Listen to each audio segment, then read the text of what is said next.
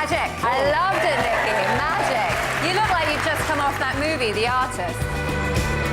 Character-driven, slapstick, funny, energizing, imaginative, fresh, brilliant. 9. 9. 9. Yeah! We never knew that those paddles were in the box for us. Feels great, doesn't it? Feels really good. Now we know how Denise and Kimberly and all these people feel. Everybody else feels it's 9. No, it's great. It's great. It's taken its time, but we got there. I didn't expect that. No. I mean, we're just having fun with it, and I guess the fun paid off. Woo-hoo! All aboard the Strictly Express. Please welcome Nicky and Karen.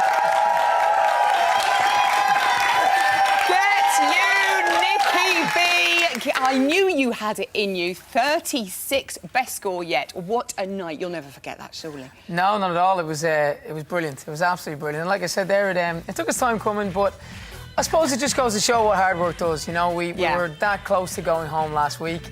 And then this week I just thought, you know, we've got to go for this. The dance has so much character that you just had to really embrace it and smile and go for it. And I was so delighted that I could do, you know, do it justice, basically, and then the results showed off from that. So you two are smiling, can't stop smiling. I can't stop. We're like grinning like Cheshire cats. I mean, do you think, Karen, that being the bottom two last week gave you and Nicky the sort of motivation and the drive to fight this week? Definitely. I mean, being the bottom two was the worst thing that could have ever happened, but it really was the best thing for us because it gave us even more oomph and more fire. And really, we went into that studio and it was work, and not that many breaks. Not that many breaks. Okay, but that's all right. At this point, though, that's what you've got to do, though, isn't it? You've got to give that. You've got to give that much. I mean, how much time are you getting to see your kids?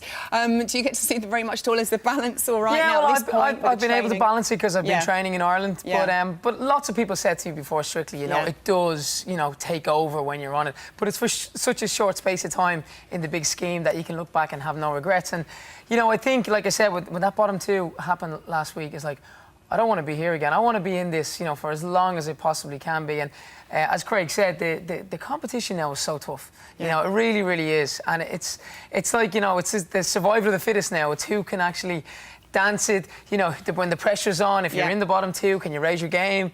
So, yeah, I'm up for it now. We think, actually, your kids coming to visit you in the studio last week might have given you a bit of inspiration for fighting talk. Have a look at this.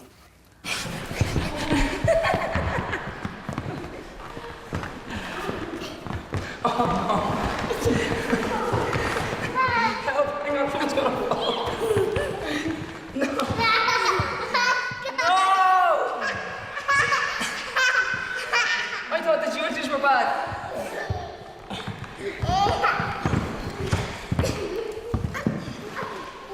I give up!